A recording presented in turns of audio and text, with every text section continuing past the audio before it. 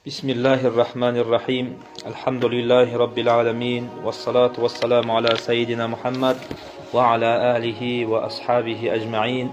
Rabbi shrah li sadri wa yassir li amri wahlul uqdatan min lisani yafqahu qawli. Assalamu alaikum, hurmatli musulmon bауырлар. Пайғамбарымыз саллаллаху алейхи вассалам өзінің сахабаларына отанын тастап көшу мәселесіне әрине Алладан рұқсат алғаннан кейін Хабештанға бірінші көшті айттыға. Енді бүгін Құдай қаласа екінші көшті айтамыз.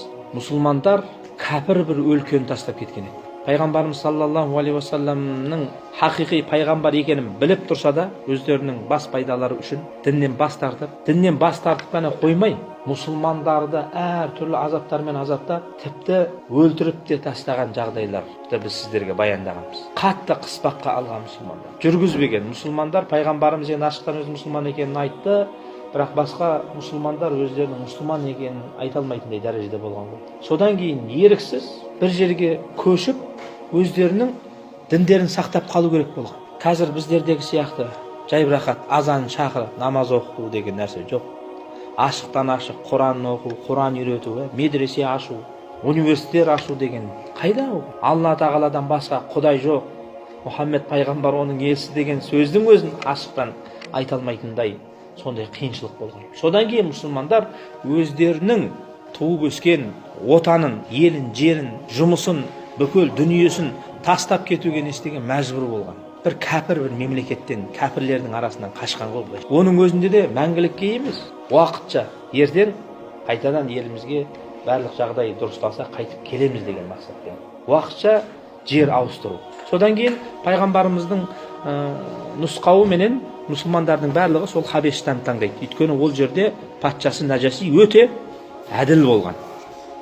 Расында да солай, патша ештеңке деп ауып келген мұсылман арабтардан сұрамай, керісінше жақсы қабылдап, құлшылық орнын ашуға да рұқсат беріп, оларға көмектесіп, жақсы өмір сүрулерінен естеген жағдай жасаған. Ал енді біздің шариғатымызда егер бір мұсылман елден намаз оқуына кедергі жоқ, Құран оқуына кедергі жоқ, Алланы бар деп танып құлшылық жасауына, жалпы дағуат жасауына ешқандай кедергі жоқ бір елден ешқандай себепсіз былайша айтқан кезде көшіп кетуі біздің дінімізде харам болып есептеледі. Қазір Құдайға шүкір біздің елде ондай жоқ қой. Бірақ өкінішке орай қазір арамызда кейбір мұсылмандар пайғамбарымыз саллаллаху алейхи уассаламның хижратының мән мағынасын, маңызын дұрыстап түсінбегендіктен, бір кішкентай ғана түсінбеушіліктен болған қиыншылықтарды себеп қылып басқа жаққа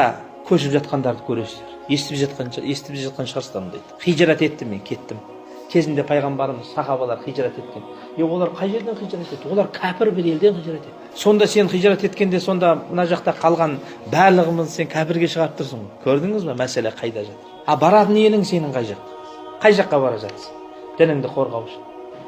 Кезінде олардың барлығы мүшрик, олардың барлығы бидғатшылар, ой аналар, ой мыналар, ой түріктер деп жамандап жүрген елге кетіп бара жатсың ғой. Енді ол жаққа неғып кетіп бара жатсың? Кеше ғана жамандап жүредің ғой.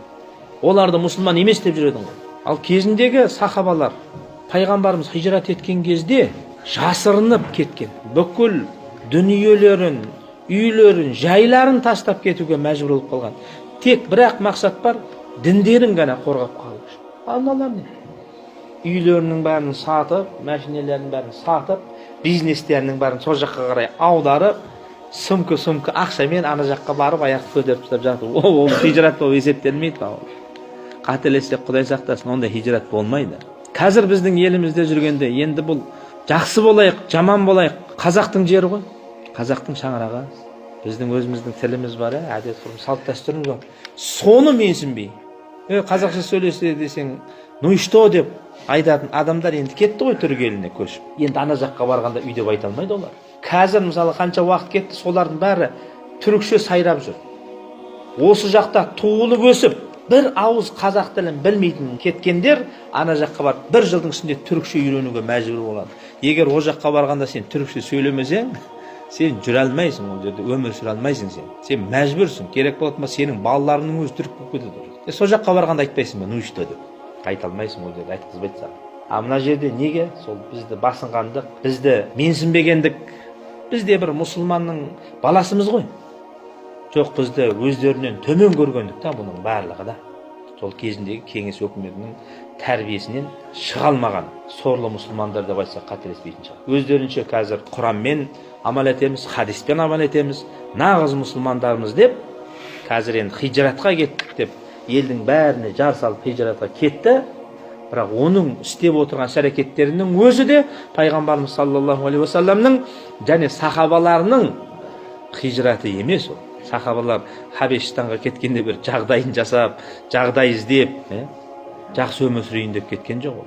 Керісінше дінін сақтап қалай. Қазір Қазақстанда сол вахабистердің істеген дұрыс емес іс-әрекеттерінің кесірінен біздің үкімет немесе қоғам ислам дінін басқаша теріс түсініп қалып қарсы шығып жатыр. Кейбір жағдайларда мүмкін қарапайым сіздер мен біздер де мұсылманбыз деп айтып алып бір нәрселер дұрыс жасамағаннан кейін біздің де олардың дінге деген көзқарасы дұрыс болмауына себеп болып жатқан болуы мүмкін. Алла бізді кешірсін.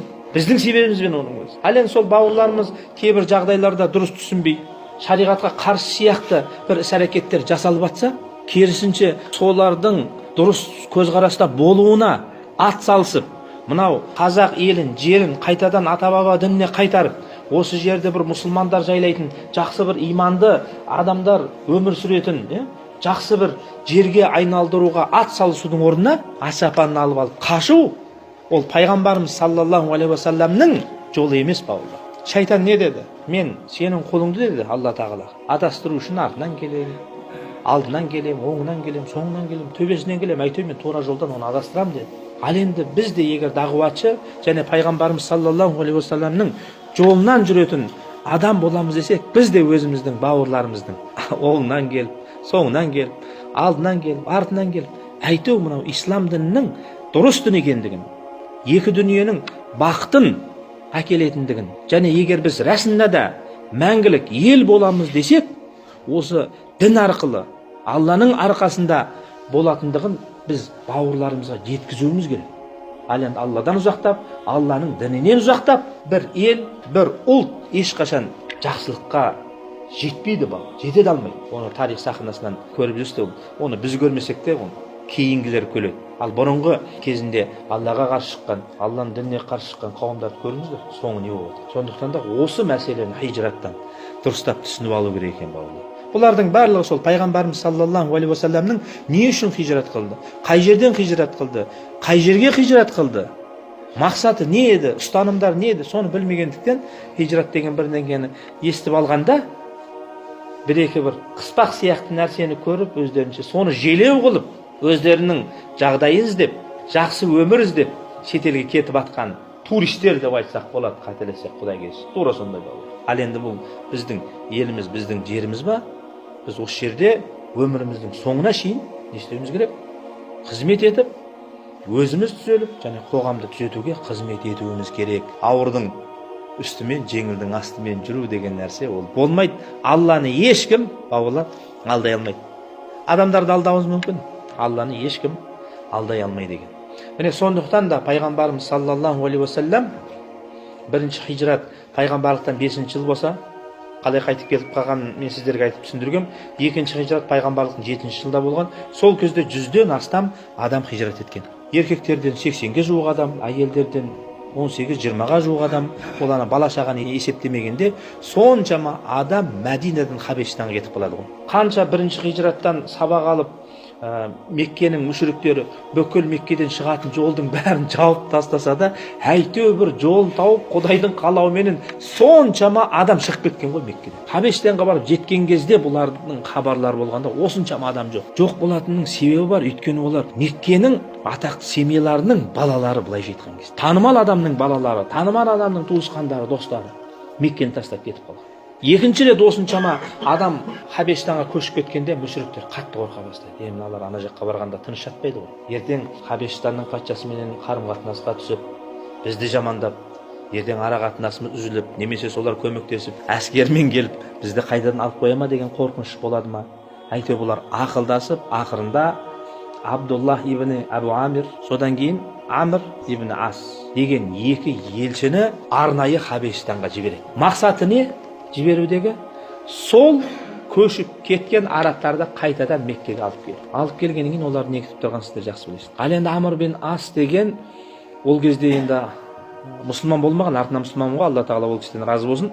Мұсылман болмай тұрған кезінің өзінде де бұл кісіні өзінің қулығыменен, айласыменен атақ шыққан мықты арабтардың біреуі болған. Саалибул араб дейді.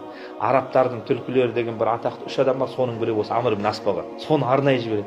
Енді бұны жіберуде де мақсат, өйткені Амр бин Астың өзінің ағасы да сол мұсылман болып көшіп кеткен ғой сол жаққа қарай. Хашимге барған кезде де Құрайш бүкіл дүниелерінің барлығын сол екеуінің көлігіне салып береді. Қымбат сыйлықтар.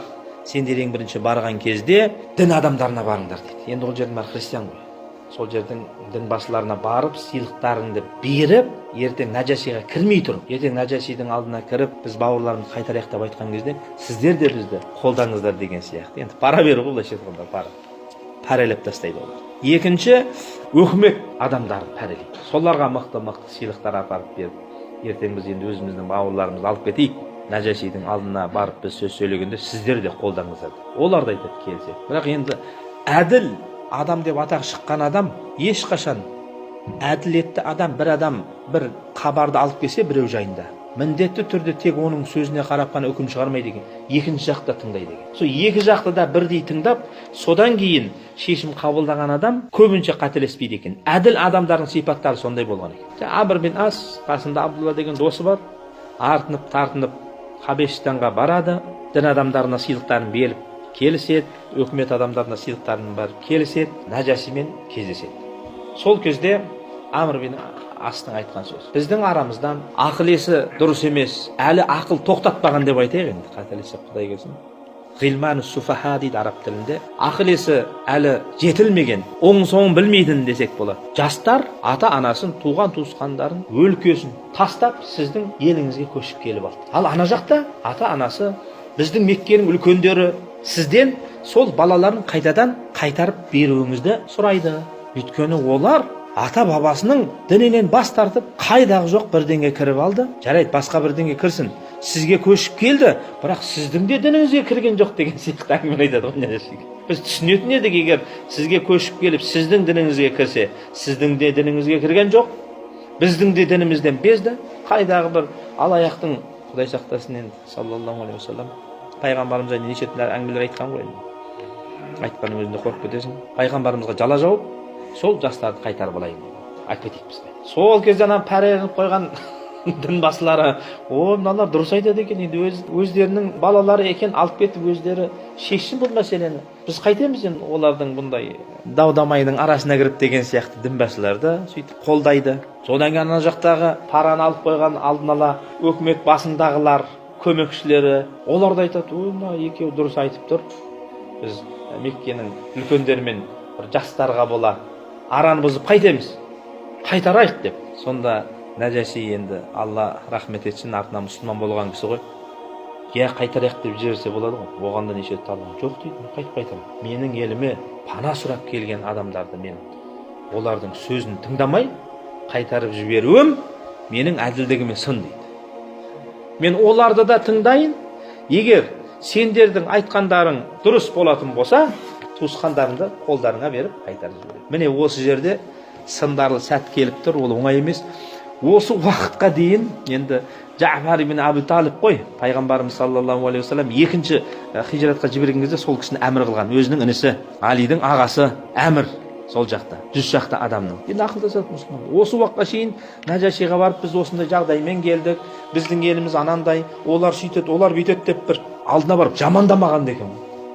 Келген ба, көшіп келген, өзінің жағдайларымен жасап, құлшын жасап жүре берген, не жамандамаған, тіпті Нәжаши олардың не үшін келгенін де сұрамаған, оларды айтпаған, өмір сүріп жатқан ғой сол жерде. Содан кейін мұсылмандарды алдыртады, мұсылмандар ақылдасып, ақырында Жафар радиаллаху анху сөз алады. құрметті патша деп бастайды өзінің сөзін. Біз өте бір надан қауымның ішінен шықтық. Неге надан деп айтам? Өйткені қолдан қашалып жасалған тасқа табынатын. Бұттарға табынамыз біз. Енді Нәжаши христиан болған адам. Ол христиандар да пұтперестер емес қой, олар әхлі китап дейді олар. Ол кездегі христиандық таза христиандық болғанда әлі өзгере қоймаған. Әсіресе Нәжаши, қазір енді соның сөзін айтамыз ғой, радиаллаху анхтың сөзін тыңдап отырсақ, расында да сондай болған. Ақидасы дұрыс христиандар да болған сол кезде. Біз пұтқа табынатын едік, жемтік жейтін едік. Жемтік жейтін едік деген не деген сөз?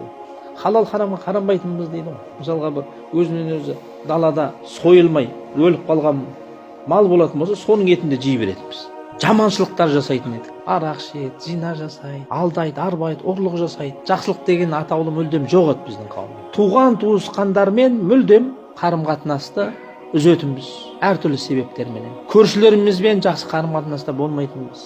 Арамыздағы күштілер әлсіздерді езіп, жаншып, солардың ақысын жейтін еді. Міне осындай елде өмір сүріп жатқан кезде Алла тағала бізге пайғамбар жіберді. Сол пайғамбар Алладан басқа Құдай жоқ.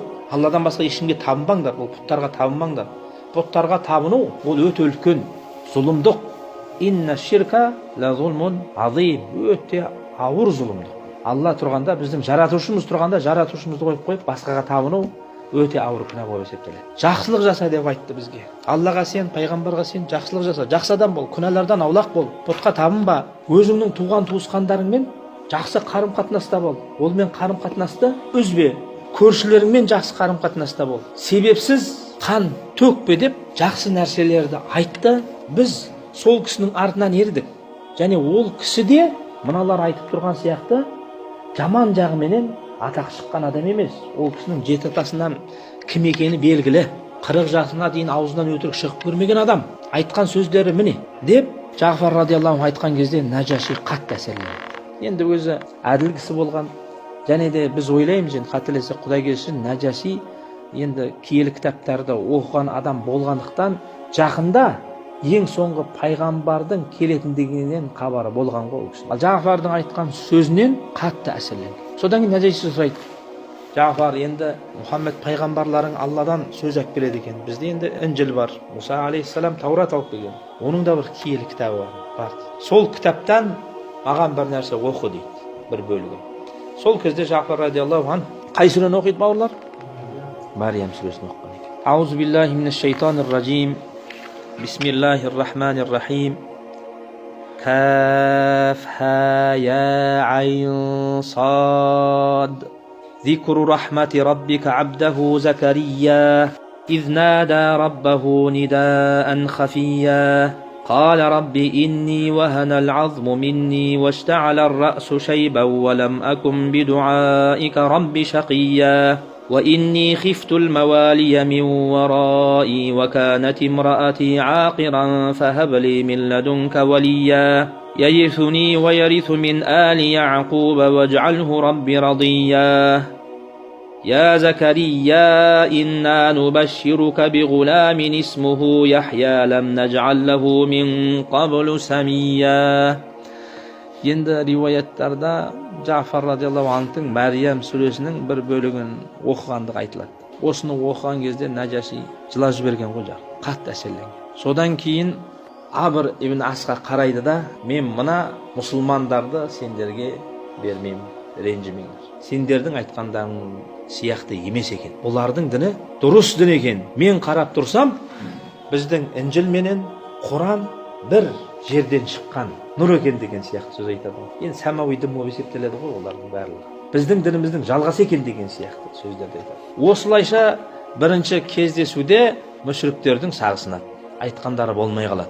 Мұсылмандар қалатын болады. Нәжаши мүшриктердің сөзіменен келіспейді. Бірақ Амр ибн Ас ол кезде 45 жаста. Жафар 27 жаста. Жас баладан отылып тұр ғой былайша айтқанда. Өзі қатты намыстанады енді, мойындай алмайды ана өзін патшаның алдында жеңілгенде. Жер болады ана. Айтқан сөз тыңдалмай қалғаннан кейін қатты ашуланады.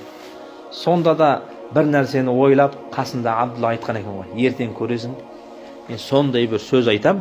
Сол сөзді айтқан кезде Нәжаши өзінің сөзін өзгертіп, мыналардың барлығын екеуміздің алдымызға салып береді, айдап ауылға айтамыз. Не айтасың? Көресің, айтатынды мен айтам. Мен дейді, мына мұсылмандар Мәриям анамыз жайында, енді Мәриям анамыз демейді ғой енді, ол Мәриям жайында Мариям ұлы Иса жайында не айтатындығын айтамын ертең. Олар Исаны құдай емес деп айтады. Бұл Нәжашидің дінінде Иса құдай дейді. Ал Исаны құдай емес деп егер айтатын біз ертең Нәжашиге айтсақ, бұлардың барлығын керек болатын болса, басы кетеді дейді. Сол Абдулла өзі айтады, Амр мына нәрсені айтпай ақ қойшы, бұлар енді діннен кетіп, біздің елден көшіп, безіп кетсе де енді бәрібір біздің туысқандарымыз ғой деп айтса да жоқ дейді. Болды, мен айтам, құртам.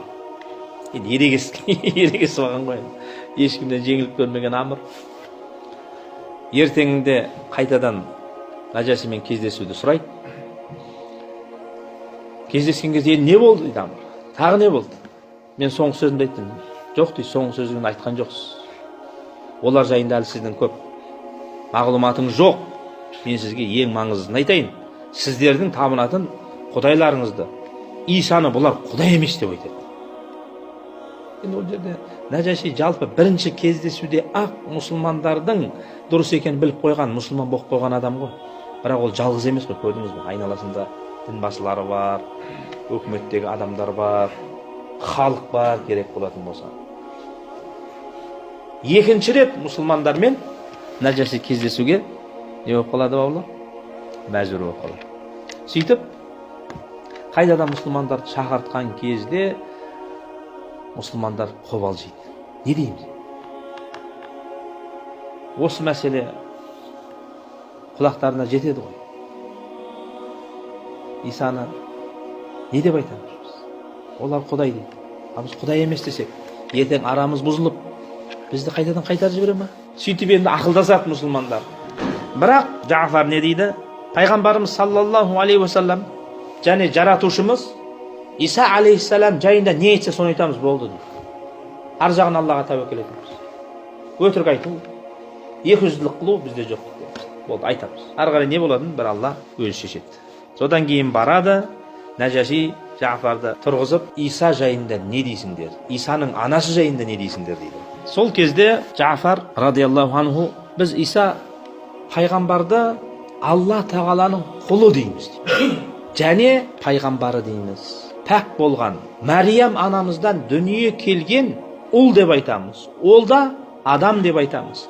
Алла тағаланың құдіретіменен әкесіз дүниеге келген Алланың бір кереметі деп айтамыз. Сол Мариям сүресінде айтылған аяттарды оқып берген екен радиаллаху анху.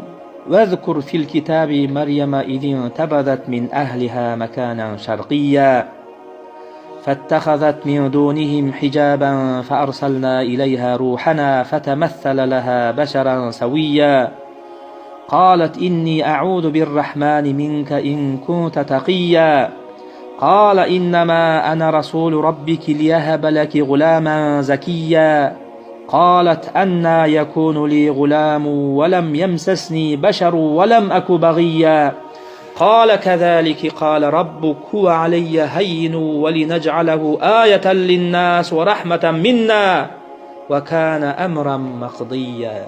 Бұл аяттарды ертең мүмкіншілік болса өздеріңіз қазақша мағынасынан енді оқып алсаңыздар болады. Қазір енді оның барлығын ашықтап тұруға уақыт жоқ. Құран оқып руханиятынан бір әсер алайық деген мақсатта оқыдық, Алла қабыл етсін. Осыны оқыған кезде, осы сөздерді айтқан кезде Нәжаши жерден бір ши деп айтайық па алып, сенің айтқаның мен біздің сеніміміздің арасында мынандай да бір айырмашылық жоқ екен дейді. Сол кезде Нәжаши жалпы мұсылман болып кеткен, бірақ айтпағанда мұсылман екен. Қасында тұрған дін адамдары, басқалары бар ана жерде айғайлап, қарсы шығып дау-дамай қылып жібереді. Сен не деп тұрсың деген сияқты. Біздің ақидамызда бұл дұрыс емес қой. Бірақ Нәжаши олардың еш қайсысының сөзін тыңдамайды. Жүрегіне иман кіріп кеткен.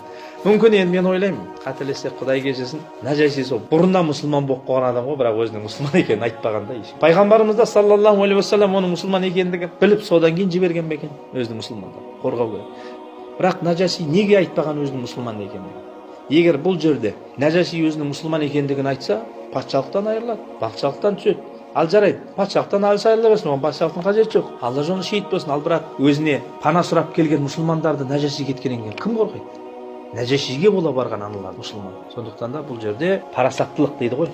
Мұсылмандардың амандығы үшін өзінің мұсылман екенін Нәжаши жарияламаған. Өткен сабақтарымызда Абдулланың әңгімесін айттық қой. Бір патша: Абдулла, христиан бол, әйтпесе мен сені қызға майға тастап өлтіремін дейді. Жоқ, мұс христиан болмаймын дейді. Ақырында Абдулланың қайсарлығын көргеннен кейін: Абдулла, жарайды, тек мен келді, менің басымнан бір-ақ мәрте сүйші.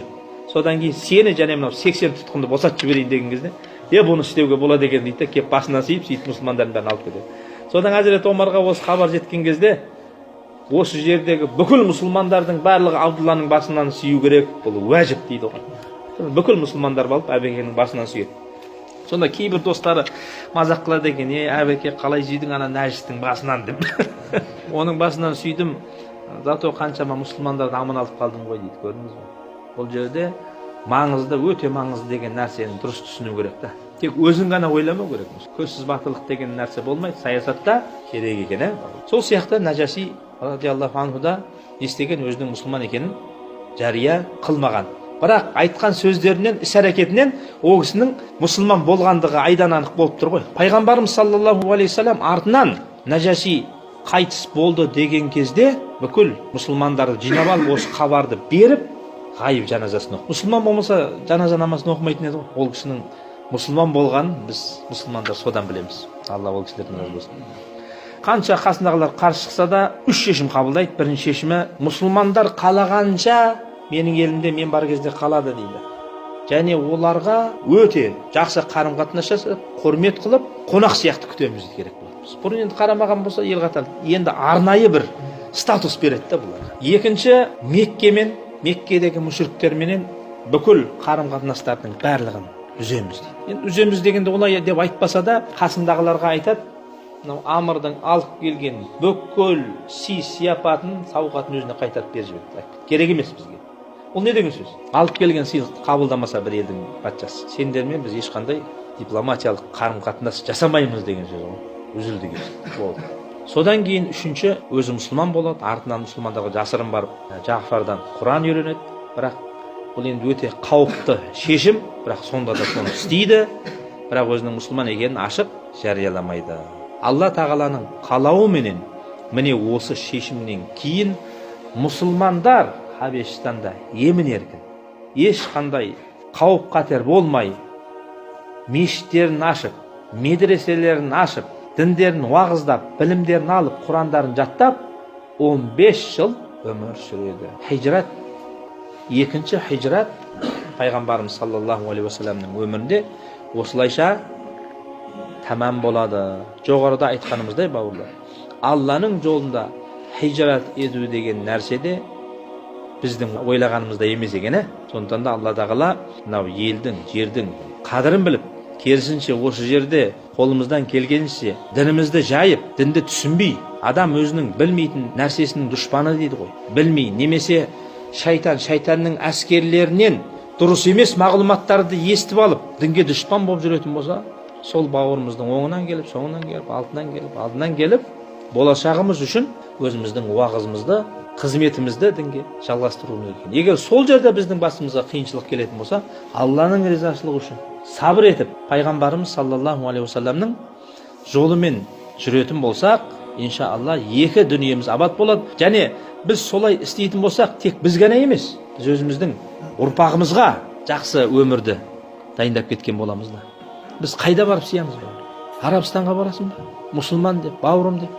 Бәрібір ол жаққа барсаң, арабтар бірінші орында тұрады, сен екінші орында тұрасың. Сол мұсылман бауырың саған азаматтық бермейді. Олардың заңында біреу азаматтық алам десе, кемінде 250 жыл тұруың керек. Сен өзің ала алмайсың, сенің балаң ала алмайды, сенің немерең ала алмайды. Мүмкін шөберең алады да. Азаматтықты егер шықпай сол елде тұратын болсаң. Оның не керегі бар? Миллиондаған халық босып жүр, не елі жоқ, не жері жоқ. Күрдтарың бар, ұйғырларың бар, басқаларың бар. Оның қасында Алла тағала бізге нығмет қылып беріп қойғаннан кейін осы елдің, жердің, егемендіктің қадірін біліп, бауырлар, береке бірлікке шақыру керек. Пайғамбарымыз саллаллаху алейхи уассаламның жолымен жүру керек. Алла тағала естіген білгендерімізбен амал етуді нәсіп етсін. Істеген қателіктерімізді, күнәларымызды Алла тағала кешірсін. Ва ахиру дa'wana anil hamdulillahi rabbil alamin. Fasatadhkuruna ma aqulu lakum wa ufawwidu amri ila Allah. Inna Allaha basirun bil ibad bi rahmatika ya arhamar